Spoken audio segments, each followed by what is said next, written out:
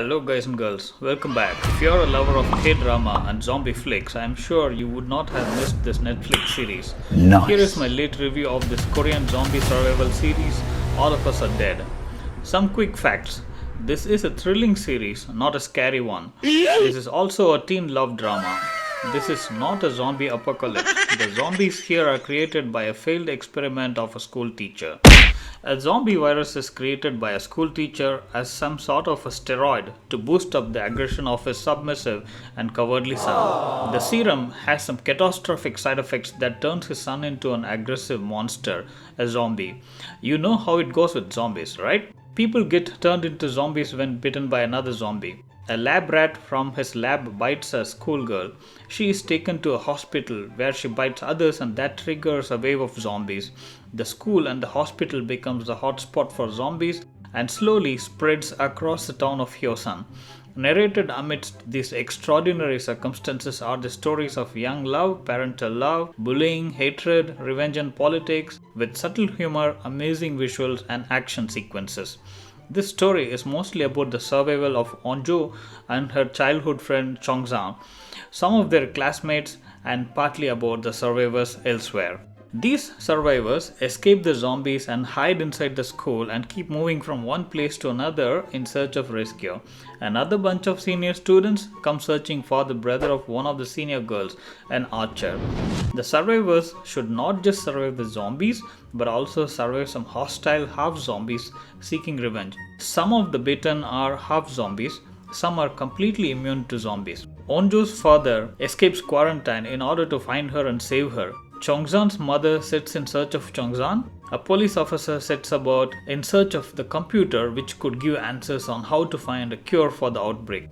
If you look at the plot, you may notice that there is nothing new at all that you have not seen in The Walking Dead or World War Z or any of the zombie movies or series before. Here is my take on what worked well and what doesn't. The big four. Number 1. Relatable characters. There is this uniqueness about Korean series makers, and that is their ability to create characters relatable across the globe, because none of them are larger than life. Hence, you start visualizing yourself in the situation easily, and that takes you to the rest of the journey with a lot more conviction. A backbencher pretty boy with a heart of gold, a pretty and mysterious nerd girl, a simpleton girl with below average grades, an athletic and aggressive boy with a good heart, a bully, the bullied, a doting mother, a doting father, an unappreciated teacher, an overburdened officer. These are some of the many characters you get to live with while watching this series. You will end up relating to someone or the other. Number 2. Casting. The choice of the young actors took me by surprise. They live through their characters with such ease that is impressive.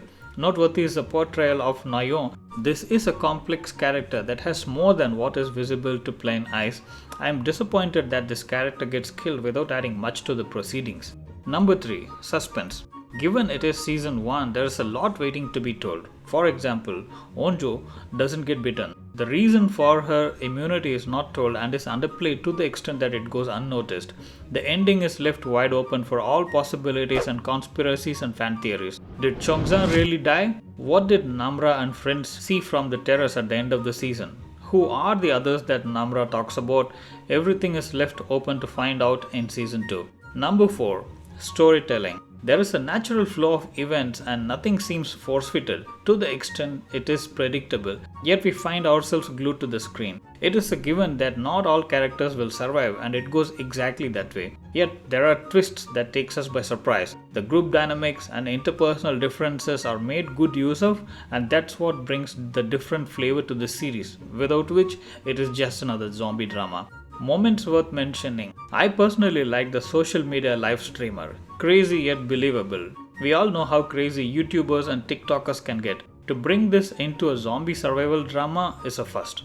The beating of Chongzan's mother by one of his friends without knowing her broke my heart. A genuine funny moment when Namra hands out a cigarette lighter nonchalantly after the group tries and fails to light a fire with Stone Age techniques. The big sinkholes. Number 1. Slow mid-season. This is the biggest shortcoming. The opening episodes of the series takes off at a brisk pace where one leads to another and the creators lose no time in getting into business. By episode 6, the story slows down and indulges in narrations that doesn't add much to the plot. I found episodes 6 to 8 dragging. These could have been cut short. Number 2, survival techniques. I found that pretty amateurish. Perhaps it was intended to be funny, but a little bit of common sense and one can realize that there were enough means for survival. Number 3, escape from quarantine. The very old one man dodges all the bullet sequence while running in a straight line. Even Ramsay Bolton wouldn't have missed such a target with a bow and arrow. If this is how Korean soldiers shoot, then God save South Korea. Probably the creators ran out of ideas. Number 4, exploring only the protagonist. The slow mid-season could have been used to get into the skin of some of the other characters too that deserved a lot more attention. Number 5, inconsequential killings. Some of the characters are terminated abruptly without adding much to the plot. For example, Chongsan's mother takes all the pains to reach the school and then just dies. At least Onjo's father rescued them and died. Same with the pregnant survivor, delivers a baby and dies.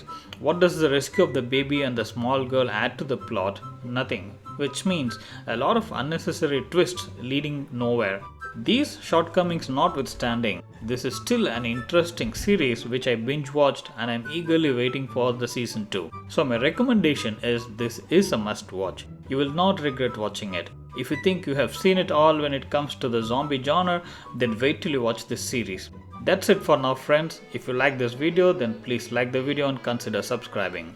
I'll come back with my next review. Till then, bye bye.